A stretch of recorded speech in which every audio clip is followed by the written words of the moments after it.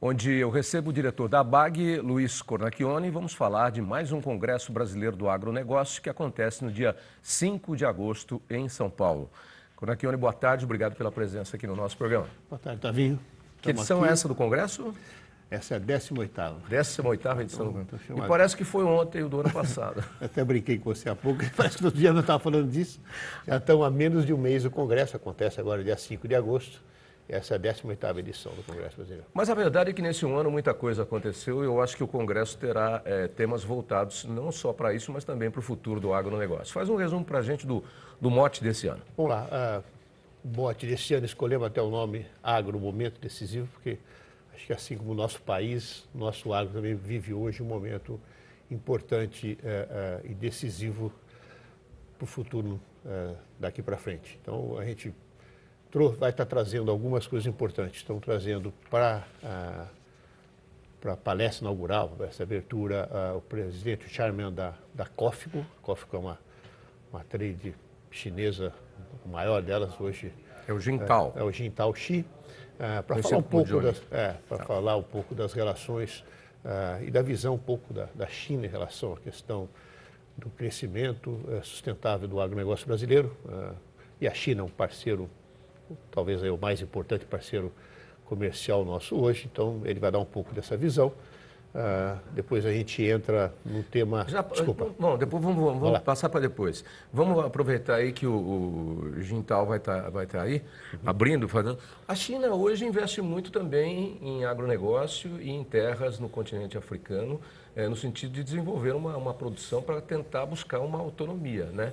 O Brasil hoje é o principal fornecedor da China no agronegócio. Hoje, a China é o principal parceiro nosso no agronegócio para... Como é que você vê esse mercado futuro dos dois países? Assim, eu acho que tem espaço, eu acho que tem espaço para as duas coisas. O agronegócio brasileiro já está estabelecido. O continente africano é um continente potencial, mas ainda tem coisa para caminhar lá, mas eu não vejo problema nenhum. Acho que dá espaço para todo mundo no futuro, até por conta de algumas coisas. Né? Mesmo porque a população mundial vai precisar de alimento. Né? Você tem aí crescimento de população, você tem mudança de hábito de consumo, você tem mudança de renda, quer dizer, acho que não é uma questão conflitante. E nós já temos, logicamente, com a China uma parceria bem estabilizada, é o principal parceiro nosso em várias commodities, então, para nós, a gente tem realmente que cada vez mais cultivar essa relação Brasil-China, principalmente no agronegócio. E depois vocês vão partir, então, para o tema redução do custo Brasil. Acho que esse é um tema a missão aqui vai para todo o Brasil, mas para o Bernard, para o Lair, que é da Yara, o Bernard, que é do Conselho de Cidadania Fiscal, e o nosso amigo e parceiro também, que é o presidente do Instituto CNA, o Roberto Branco. Por enquanto, são os três que estão lá. O Bernard Api é um craque na área tributária, talvez aí está inclusive auxiliando toda essa questão da reforma tributária. Então, o Bernard conhece o Lair Hansen da Yara e também o Roberto Branco da CNA, para a gente fazer ali um pouco da visão da cadeia do que a gente pode fazer para reduzir uma coisa importante, que é esse custo. Esse custo Brasil é um problema que pega vários tentáculos do povo, né? Esse custo Brasil pega todo mundo. Tudo, né? Não, todo mundo, não é... mas, em especial o nosso do agro, a gente sofre bastante com ele. Né? Tá. Depois tem almoço. Depois tem o almoço, é bom. Que ninguém é de ferro. Para que ninguém aguentar que é de ferro. E aí depois vocês vão prestar uma série de homenagens. Quem serão os Normalmente isso já é uma tradição do Congresso da ABAG, a gente tem a homenagem mais institucional, que é um prêmio chamado Ney Bittencourt de Araújo, que é o fundador da ABAG. Esse ano nós vamos homenagear o Zé Roberto Mendonça de Barros. Né? Okay. Uma homenagem para lá de justo, eu acho. O Zé Roberto é um craque, é um economista muito importante e para nós do agro tem ajudado bastante. O outro prêmio que a gente faz de algum tempo é o Norman Bullock, que é o pai da Revolução Verde. Tá. Né? Esse ano a gente vai homenagear o pesquisador do IAC, o Landel, né? O Max Landel. E depois a gente fazer uma homenagem especial, que é para o programa educacional que na região de Ribeirão Preto, que a BAG Ribeirão conduz de uma maneira brilhante. A gente vai fazer uma homenagem ao programa educacional. Agronegócio na escola. Agronegócio na escola. Bom, aí depois segue para mecanismos financeiros, né? E aí você tem mais 3 debatedores aqui. Isso. Pedro Barros, Renato Buranello e Roberto França. Aí aqui é BBA. Está o BBA, Bradesco e o Renato com o escritório da VBSO. Esse é um ponto importante, a gente já falou disso algumas vezes aqui no programa. não tem nem dúvida que a gente vai precisar caminhar para outros mecanismos financeiros para o agro, até pelo volume de dinheiro que a gente precisa, né? E é importante você, além da questão do plano safra, que é fundamental para o agronegócio, nós temos que ter o plano safra sempre presente na questão do agro, mas você tem aí outros mecanismos de mercado financeiro, mercado de capitais, que a gente precisa evoluir e crescer nesse mecanismo e também fazer alguns ajustes aí que precisa. E aí, para fechar, um pouco de futurologia, pilares para o futuro do agro. E aí você tem aqui o Laércio, que é presidente da Cisco Brasil, o Paulo Rezende, que é da Fundação Dom Cabral, que é um craque, eu vi uma palestra dele ainda esse ano, é um craque, e o Rui, que é da Great Place to Work Brasil. Nesses pilares a gente está pegando, na visão nossa, algumas coisas fundamentais para a gente dar esse salto que a gente falava no início do programa. Uma delas é conectividade, tá aí o representante da Cisco, que tem tudo a ver com o assunto. Outra é infraestrutura, o Paulo conhece muito o assunto. Nessa parte de gestão, né, o Rui vai falar nisso. E também a questão de sustentabilidade, que nós temos aí a Silvia Coutinho, até a questão de mecanismo financeiro para a sustentabilidade. A Silvia Coutinho do UBS. UBS Brasil.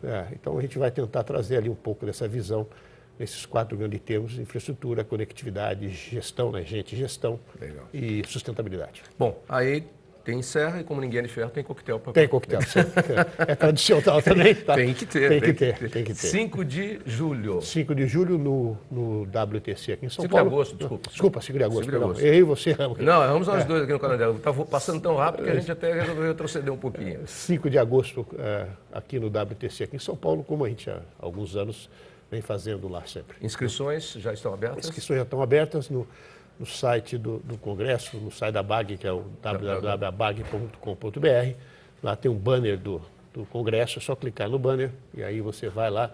Tem a parte de inscrição, tem o programa detalhado, isso que nós comentamos aqui, tem toda a programação, essa coisa toda. Legal. Bom, deixa eu aproveitar você aqui para a gente comentar um assunto que é a bola da vez, que não é nem o Gabriel de Jesus e nem o Cebolinha. Eles jogaram muito bem. Jogaram. Os 2 jogos aí contra o Brasil e Argentina, e Brasil e Peru.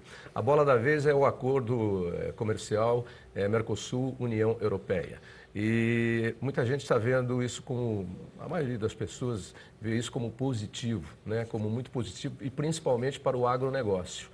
Agora, alguns setores da indústria do Brasil e até da produção de alimentos, alguns setores deverão sofrer concorrências pesadas, porque o acordo é bilateral, né? Traz benefícios em tarifas e taxas para os 2 lados. E aí alguns produtos que não chegam ao Brasil porque tem taxação muito alta e poderão entrar e concorrer com a indústria nossa.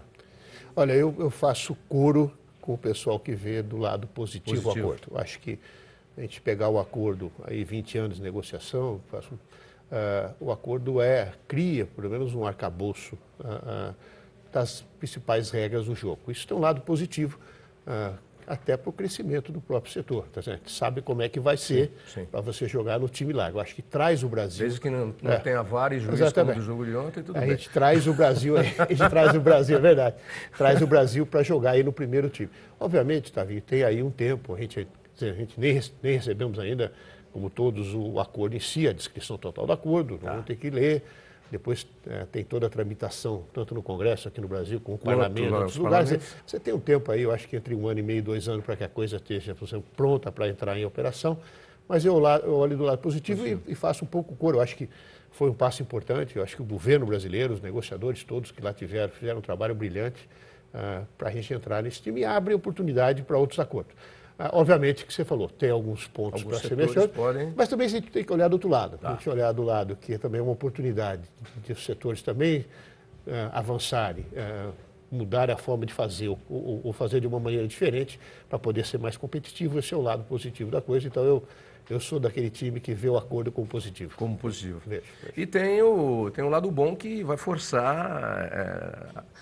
toda a nossa economia, toda a nossa produção, de modo geral, a criar produtos com expertise melhor ainda. Né? Porque a Europa é a boutique do mundo, e eles são super exigentes. Uma vez, um tempo atrás, até no evento na Europa, eu escutei de um embaixador dizendo o seguinte: olha, a Europa é um player, hoje o nosso principal player está na Ásia, mas a Europa continua sendo um player importante, não só por causa de volume, quantidade de volume, tanto de volume quanto de valor que a gente manda para lá, mas você dita a palavra certa. A Europa dita algumas tendências. Exatamente. Então, a Europa, como a Europa dita a tendência, a gente está neste jogo, eu acho que é fundamental para a gente crescer, desenvolver novos produtos, agregar valor, fazer de forma melhor. Então, assim, eu sou otimista nessa questão. Sempre que posso, eu sempre posso, acho que é positivo. E sempre parabenizo, principalmente o governo, por esse passo importante que nós demos. Legal, Conachione. Bom, então, 5 de agosto, o Congresso da ABAG, edição de número 18. Inscrições abertas já no www.abag.com.br. Tá, ok. Davi, nos vemos lá? Até lá. Até lá. Obrigado. Vamos te ver, Conachione.